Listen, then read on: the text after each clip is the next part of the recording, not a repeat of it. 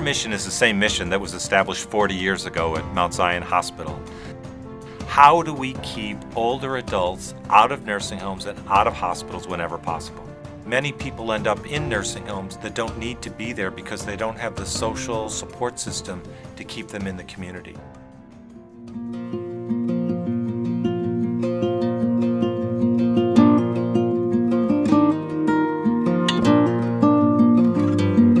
I was born the last of 6 children in Ravenscar, England. My husband, we met in St. John's Presbyterian Church, and he was very handsome. I couldn't have found a better man in the whole world if I searched it round 10 times. With my dad's passing, her whole life changed. When I first noticed that she was having memory issues, that all over the house she had notes for herself. She also had a whole list of all her children and their birth dates so that she wouldn't forget.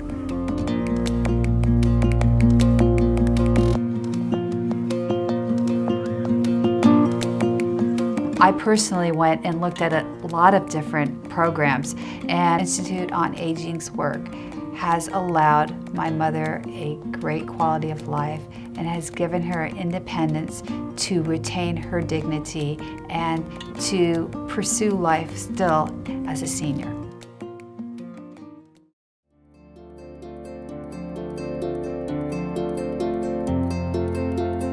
It's often said the worst thing to be in America today is to be old.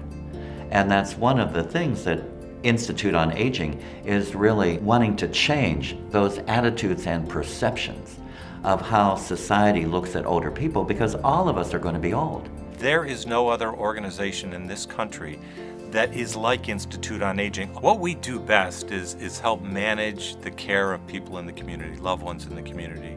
And we do that in multiple ways. We do that through our home care program where we provide hands-on care. We do creative things. We have an art program that we provide in our day centers because we know that older adults are looking for ways to express themselves. So we find that art and poetry and other mediums are avenues for them to express their creativity. We run a medical program for frail adults who need medical intervention, individuals who would be nursing home eligible. We're able to provide them medical care and social support systems that allow them to remain in the community rather than ending up in a nursing home.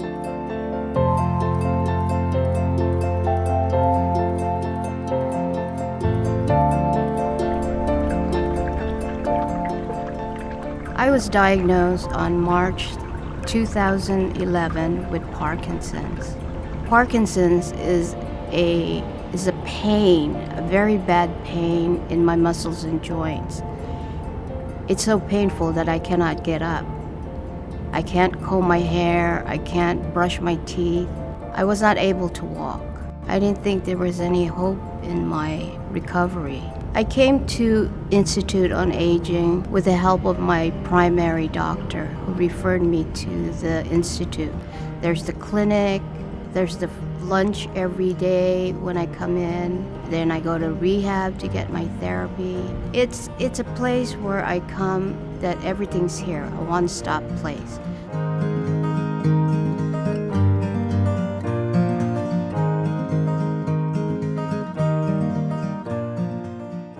It's very easy for people to slip through the cracks, and so that's something that Institute on Aging, through all of its programs, is really recognize the value and worth of that individual.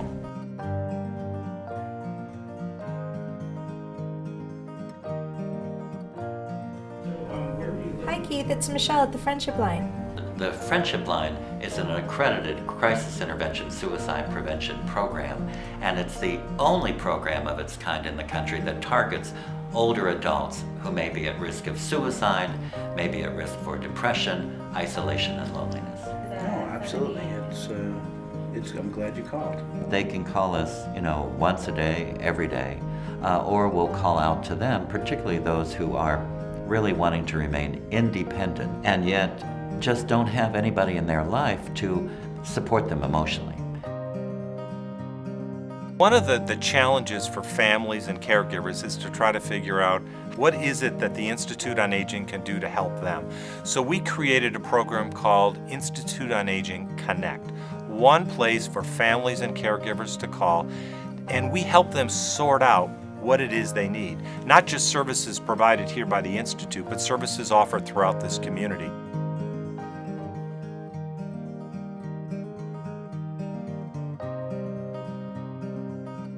The majority of the people that we serve are poor, but there is a small segment of people who are able to pay for our services, and they choose us because of our exceptional quality, and we're able to use that revenue to help support our charitable work.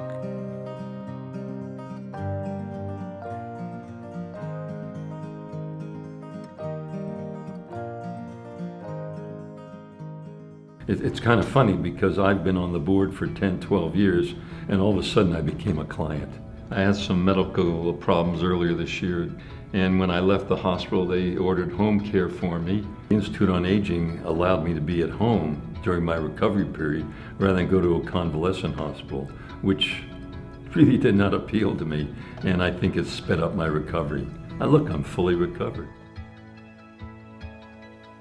No one chooses to go to a nursing home. No one.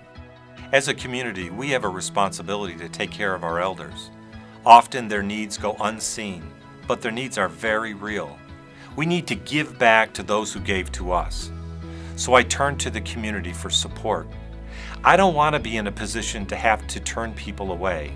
And with support, I won't need to do that. In fact, we'll be able to continue to find innovative solutions. There are so many good causes out there, but you have to put your money where they'll do some good and where you can really see a change.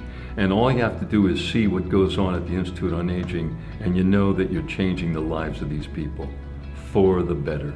My mom feels connection to the center, and they feel connected to her. It's not where it's just a business, but it becomes an extended family. There is hope here.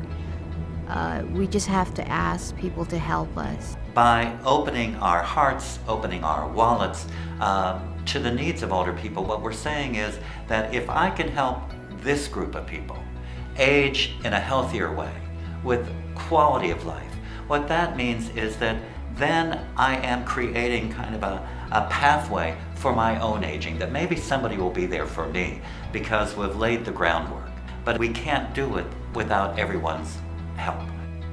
Whether it's crisis intervention, social isolation, prevention of elder abuse, hands-on care, or caregiver support systems, that all revolves around the sole mission of keeping somebody living independently with dignity at home. This has allowed me to have the goal of preserving my mom's lifestyle and her dignity and her freedom. I can still work, I can still deal with my kids, and she's not in a facility where she is just there 24 hours in a hospital setting. We know she's getting the best care, and we also know that she enjoys it.